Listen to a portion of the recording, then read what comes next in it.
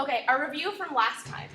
This is the study guide I made for the digestive system of just the key organs we talked about and a flow through. The mouth's main gist is what? Two types of digestion. Mechanical and chemical. And then we shimmy on over to the stomach, which is our holding tank. 2 liters for storage. It's the metering light that lets it go through the rest of your system slowly, but it's also cleaning with hydrochloric acid. Then we shiver over to shimmy over to the liver. And I left out the gallbladder because we're talking about bile, and it's made in the liver, so if it's a study guide, I'm going for the big picture. So the liver makes bile that breaks down fat. And your pancreas is up next. The liver and the pancreas work together. They're right next to each other to dump things as soon as they get to the small intestine. We already know about bicarbonate. What else does it dump? Insulin, glucagon, the 2 enzymes for sugar that you're responsible for understanding. Protease, lipase, amylase. So the 3 enzymes that do the breakdown of the macromolecules we started this semester with. What I need you to know about the circulatory system is that we have a closed system, as in the tubes are complete. Think of it as being a system that can maintain pressure. The loop that feeds back into itself, ultimately at the heart, and it's got 2 loops. It's called double circulation. We're going to cover those. One of them's for the lungs and one of them's for the body. And it's connected to all the tissues in the body by vessels. The heart itself has 2 pumps. It has 2 components, an atria and a ventricle. We have 2 of each, so there's 4 chambers, making our heart kind of special. Who else has 4 chambers other than mammals? Those are mammals. Birds. What do you notice about birds and mammals' activity levels compared to reptiles, amphibians, fish? We're much more active. So this 4-chambered heart is something that allows activity. It helps us divide oxygenated from deoxygenated, and we'll get to that. We'll cover the electrical signal that controls the heart and the 2 mechanisms that make it, and how the order of blood goes through the heart. We'll cover it first kind of superficially, and then we'll zoom in and cover each path through each circuit. All right. The next couple are capillaries, veins, and arteries. Oh, one more button. So a capillary, it's from the Latin root meaning hair. It's super small. These are so thin that red blood cells sometimes have to move single file through them. Veins, channel, this is our medium tube. Arteries, means windpipe, it's big. This is our big tube. And I want you to think artery away, AA. This is the tube that goes away from your heart. And the circulatory system is from the Latin circular to encircle. So it encircles your whole body. It delivers nutrients and a bunch of things to every cell. Every living cell. All right, so your blue book question. This is posted on the webpage. There is no orange section.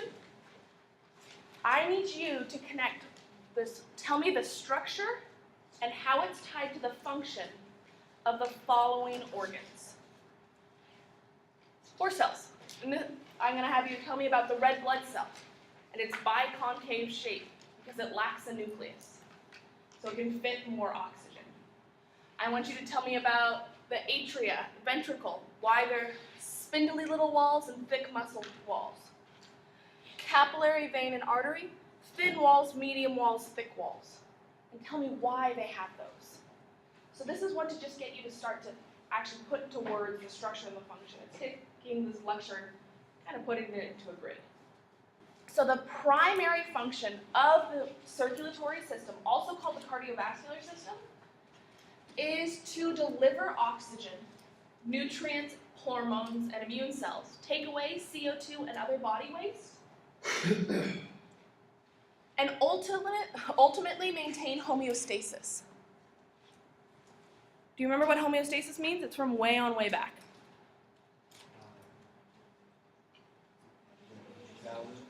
Yeah. So we called it the happy zone. maintaining the happy zone, that happy zone that your body can handle. So for temperature, it's a very narrow window. For water, it's a pretty narrow window. Too much water and you have to pee, too little water and you get thirsty. So your cardiovascular system is composed of heart and blood vessels. That's its makeup. So these are the organs we're going to talk about. And we're going to start at arteries, leaving the heart, capillaries that deliver to each tissue type, and veins that return blood to the heart. So these are the big ones we're covering. And I'm going to start talking about each of them. So remember, our emphasis is structure and function. So your artery.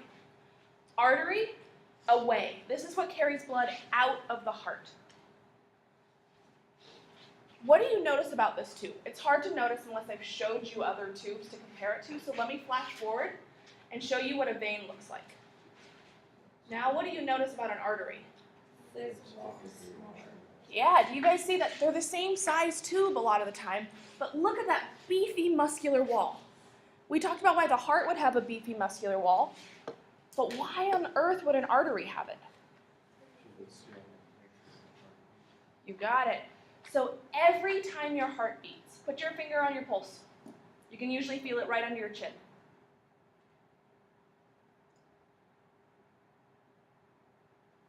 Really consistent, right? Every heartbeat, 70 mils of blood shoot out of the top of your heart. 70 mils. That's for the one tube it goes through, which is a beefy tube. It's called your aorta.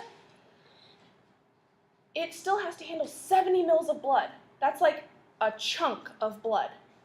And it needs to be able to stretch to accommodate that chunk of blood. And as it squeezes it back, it kind of meters out blood to the rest of your system. So why can I feel a pulse really good here, but not nearly as good on my ankle? Far away. It's had time to take that chunk of blood and smooth it out into all the vessels, right? So you're not feeling a bloop, bloop. Does that make sense? So this is stretchy to withstand the pressure of blood leaving your heart.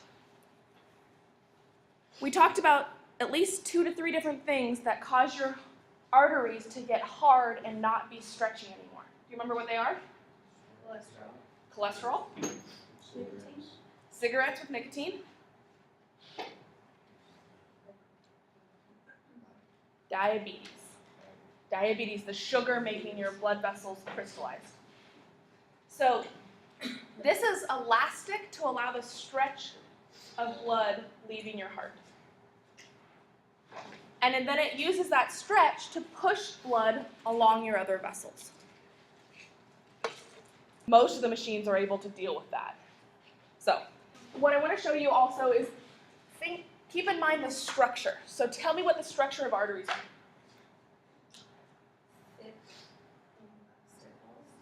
Thick, stretchy walls. Capillaries? One cell. One cell thick. These guys are super, super thin. They're so tiny that red blood cells have to move single file through them a lot of the time. And this guy, same size tube, but what's the difference between arteries and veins other than their direction? They don't have thick walls. They're thicker than capillaries, but they don't have to handle the stretch. That's what I'm expecting to go in your blue book. Okay, so this is on my webpage with the answers on it. Sorry, it's a 2-page document. The second page has the answers in case you want to practice this. But arteries take blood away from the heart. The walls of the artery are made of thick, stretchy, elastic muscles, muscular walls, and elastic fibers. Okay, so that all fits. We've got thick, muscular, and stretchy with elastic. All right. Veins carry blood towards the heart and also have valves. Why do they have valves? To prevent backflow because they don't have enough pressure to force things in the same direction. The blank link arteries and veins. Capillaries. And they have a 1-cell thick wall. Blood is made up of 4 main things.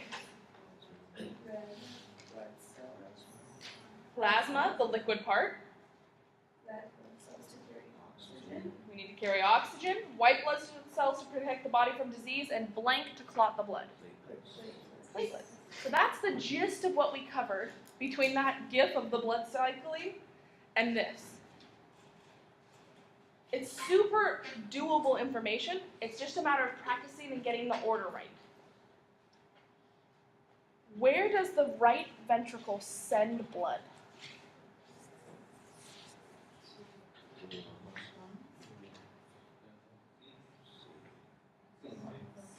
A, B, C, or D?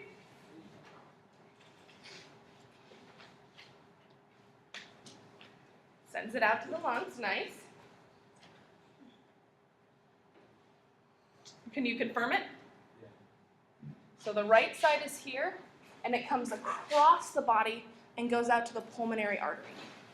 So this is just to remind you that it crosses over the heart,